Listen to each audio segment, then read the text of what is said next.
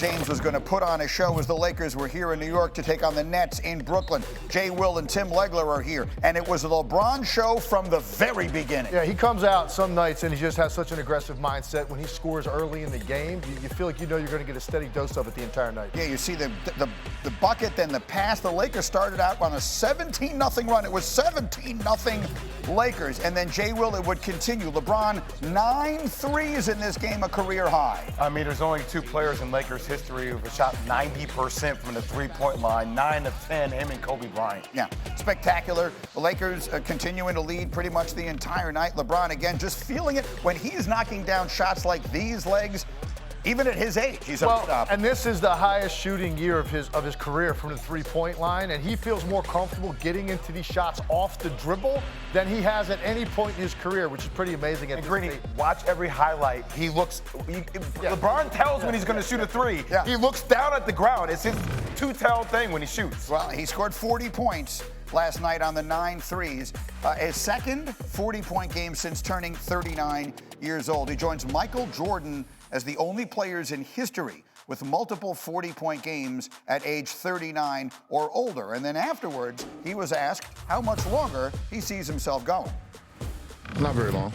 Not very long. I'm on the other side, obviously, of the hill, so I'm not going to play another 21 years, that's for damn sure, but not very long. I don't know when that door was closed as far as when I retire, but I don't have much time left.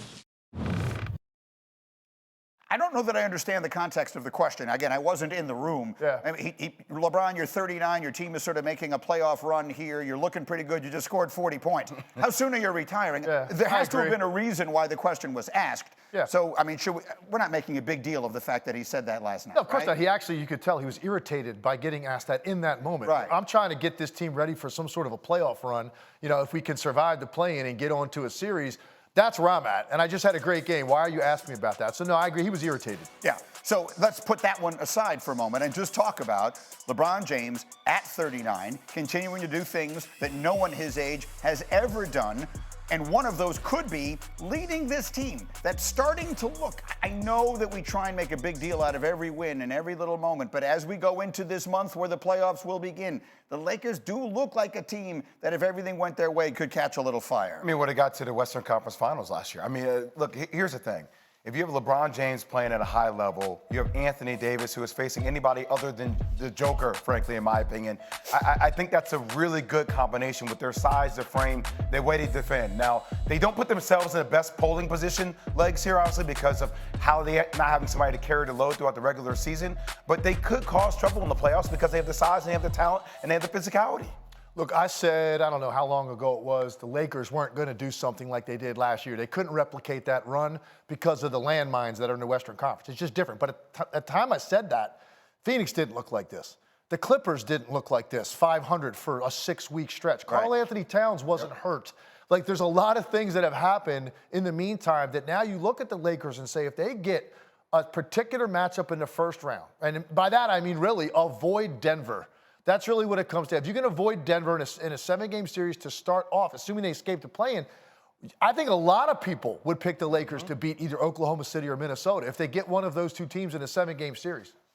And so it may become a very interesting little run here for LeBron and company. They had a good one last night in Brooklyn. Let me run the floor through some of the other better moments from the NBA yesterday, because there's a bunch of them out there.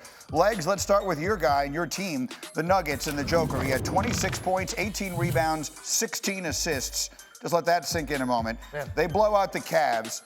Who's the biggest threat to them in the West? I think it's the Dallas Mavericks. And you know, I've been on this pretty hard since the trading deadline, and they're doing nothing to make me think otherwise.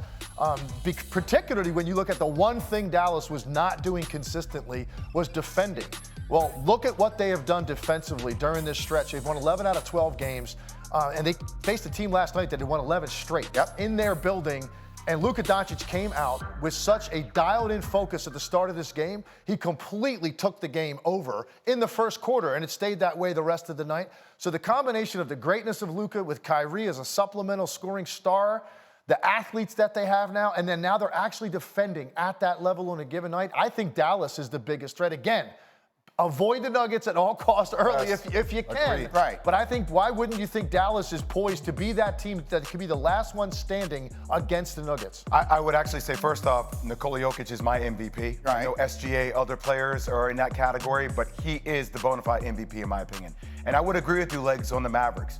It feels like Luka and Kyrie are having fun when they play together. It's not, oh, Legs, you go. Now it's my turn to go. Now you go. It feels like there's fluidity and continuity in how they're playing offensively. It's a very dynamic backcourt. Yeah, you said that you think this is the best team that Luka has had since he's been in Dallas, and that includes the team that made the conference final. No question about it. And that team had Jalen Brunson. I get it. They had Spencer Dinwiddie. Those two guys were huge for them. This is the best team because he's got Kyrie, a bona fide superstar scorer next to him.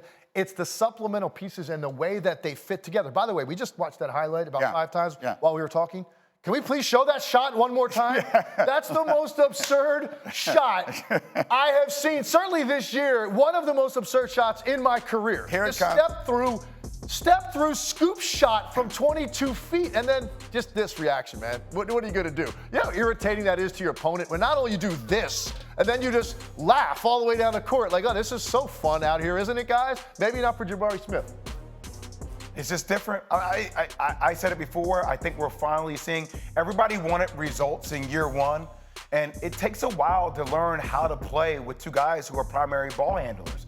And now I think with the continuity and the pieces, like Leg said, this team is one of the most dangerous teams there is in the Western Conference. I'm also not going to just overlook Minnesota as well. Right. I know not having Karl-Anthony Towns, but defensively, the way they are built, there's some dogs too now. I'm just thinking about the trade deadline last year. Kyrie goes out to play with Luka, and we all thought, oh, what a disaster. They didn't even want to make the playoffs. Durant goes to play with Devin Booker, and we're thinking, oh, they're a year away from being a championship contender. And boy, how quickly that feels like it has switched. Game last night. Thunder wind up winning late. SGA with a big shot. Knicks lose another heartbreaker and nail biter.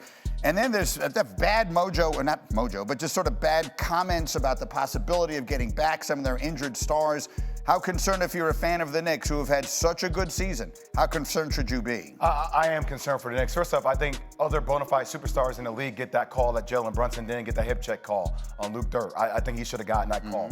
I also think that down the stretch, not having Mitchell Robinson, not having Julius Randle, not having some of their front court players is a major. OG Anunoby, like last night, that would have been a matchup for Shai Gilgeous, right? Having OG on that floor would have made a world of a difference. The fact when I hear Thibodeau talk that of uncertainty and not knowing when those guys are coming back, considering the way their last 9 games are against playing caliber teams, I am concerned for them down the stretch. I'm very concerned about where else is it going to come from besides Brunson in a big spot. And this is where Julius Randle comes into it, because you look at the rest of their pieces, and I loved all the guys they added, but it's built around the 2 stars, and they only have 1 right now. Brunson's sensational, and look, there's going to be nights he will be able to carry you all the way through in the 4th quarter, but that's asking an awful lot for one guy that's a smaller guard playing that lead position to do that night in and night out without the secondary star next to you. They've got some streaky offensive players that on a given night can do it, but not being at full strength, you can't look at them as the same threat that they were. And even last night, Thibodeau had to go to 4 guards and Precious Achiuwa